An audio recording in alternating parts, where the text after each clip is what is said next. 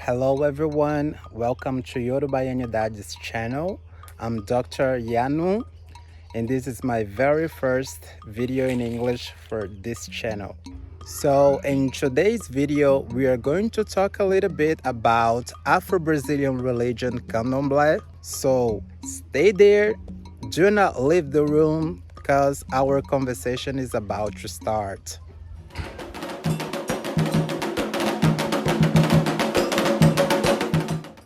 So Candomblé is an Afro religion very popular all over Brazil, and its root is connected to African groups that were brought into Brazil at the slavery time at the colonial period.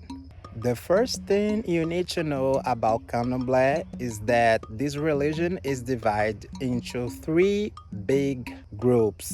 In Brazil, this group is commonly called nations, nações. And so, for example, we are going to have three Candomblé nations. The first one, we have Angola Candomblé temples. The second one, we have Jeje Candomblé temples. And the third one is Keto or Nago Candomblé temples.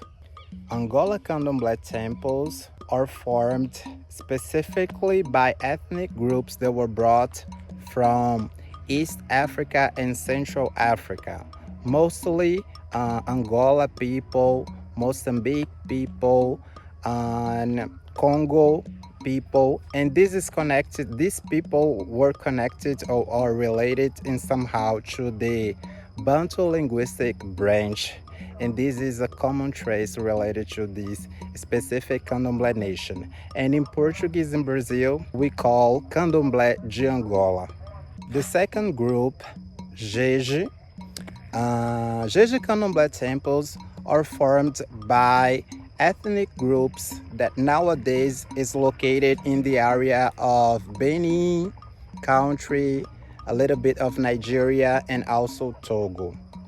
Back in the past, and we still have this as a heritage in this specific group, they are connected to Fombe people, or the Be language, also known as Fombe, which is connected to the linguistic family of Niger-Congo linguistic family.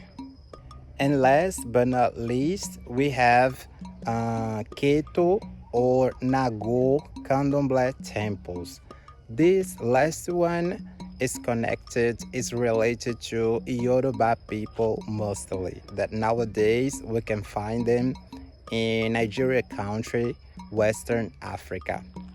Although people use Candomblé, the term Candomblé as a generic term to refer to all this diversity, religious diversity, it's very important to keep in mind that the religious practices are going to be different in each one of these specific groups, in each one of these temples. That's why it's very important to know a little bit about the history, the formation of this religion before you get into it or before you start it. Mostly the differences are connected to the language used, ritual practices, and the most important one, the deities that are going to be worshipped inside of these temples. For example, when it comes to Angola Candomblé temples, they will worship the inquices. The entities or the deities are called inquices, and so we are going to have inquices like Dandalunda, Bamburucema, Itembo. Zaralemba, canja, jangá, que eu malembe, zazi que tavam demorum dengue, que eu malembe. Zalemba, canja, jangá, que malembe.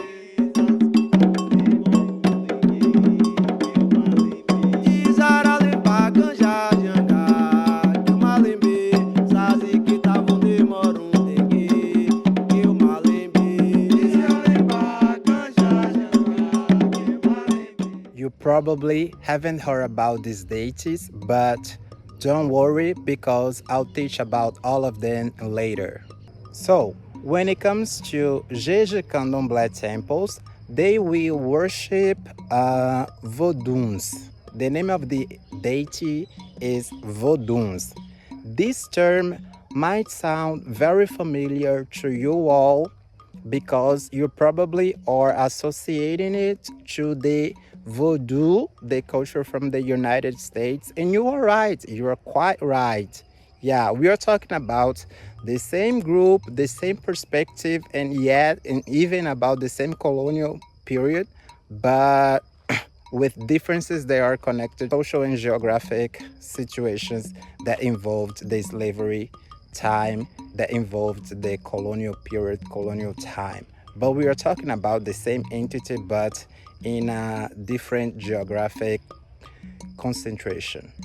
So one of the names of the Voduns in Brazil are Tobosi, Ravioso, Agagantulu, Avrequet. Don't worry, you're going to learn about them later.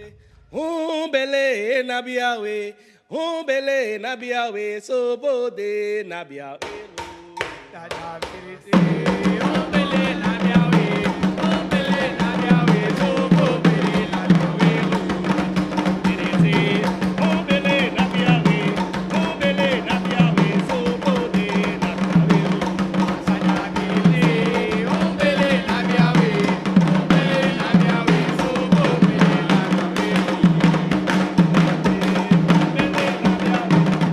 And moving on to the final group, Keto Onago Candomblé temples, they will worship the so-called, the so famous Orishas. You know about the Orishas because Orisha is almost in everywhere in the Americas. So in Brazil, the worship of the Orishas is very, very, very strong and very, very common all over Brazil. Some of the most popular names of the Orishas in Brazil are Oxum, Yansan, Xangô, Exu, Ogun, and so on. Exuana, Exuana, motirelo dele para, nie, obiwana, kiwao. Exuana, Exuana, motirelo dele. So, if you want to know a little bit more about the Orishas in Brazil, do not forget to subscribe to this channel and to spread this video, to share this video with everyone in your family, in your house, at school, especially Black people all over the world. Then I have one more extra information to bring to you, to give to you all when it comes to Afro-Brazilian religion, Candomblé in Brazil, is that it's very common to hear people using the term Orisha to refer to all deities in Candomblé as a generic term. Even people that belongs to a different Candomblé temple like Jeje or Angola Candomblé temples, they will use or they will identify themselves in the everyday life with the term Orisha. People will ask on the streets like, what is your Orisha, instead of asking, what is your voodoo, what is your inkisi? And that's because the word Orisha has become a very popular word to refer as a generic term to all Candomblé deities, and this is connected to the history of the slave trade in Brazil among so many different African groups that were brought into Brazil back in the colonial period. Yoruba people were one of the last ones to be brought to Brazil back in the time. And so because of this, the concentration, especially in Bahia, and we had this hegemony of this group over the other groups. And that's why we are going to have people using the name Orisha to refer to the other deities when they are not Orishas. They are actually Voduns or Inquices. This is connected to the history of Brazil. It's important to know that because when you visit a Candomblé temple, you will have the knowledge about this specific terreiro, as it is called in Portuguese, terreiro or candomblé. And you will understand that although these temples have a similarity or some similarities in their social organization, when it comes to a deep understanding of the religion, you will see that what guides the whole community is the cosmovision of a specific group. And this is connected to these main groups that I have just told you about. Candomblés are very often taken as a religion stuff in Brazil, but if you study it, if you see, if you have the opportunity to be part of one of these temples, you will understand that Candomblé it's a lot more than just a religion. Candomblé it's a lifestyle connected to nature, connected to everything that preserves life and everything that integrates human beings to mother nature, human beings to water, the sea, and everything that is connected to the world. So I gotta stop our conversation for today in here, but just remember that this is just an introductory video. We are going to deep our knowledge about Brazilian Afro-Religion. But before I leave, let me know, have you ever been to Brazil? Have you ever been to a Candomblé temple? What are your questions? What are your curiosities about Brazilian culture, especially Afro-Brazilian culture? Write down below in the comments. This is important because with these comments I can create more videos related to the themes and answering the questions you are coming up with. And one more thing, if you are interested in learning Portuguese, learn a little bit more about Afro-Brazilian culture, do not hesitate to contact me. See you soon. Odabo.